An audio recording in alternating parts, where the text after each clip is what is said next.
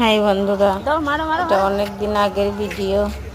আমরা নগাঁও নেহরুবালি পার্কে মানে সবাই মিলে গেছি, সেই জন্য ভিডিওটা দেওয়া হয় নাই, কিন্তু আজকে দিয়েছি। বন্ধুরা দেখবে, অনেকে নিয়ে কাকিমণি, মানি, মাসি, আমরা সবাই গেছি নেহরুবালি পার্কে দেখবে।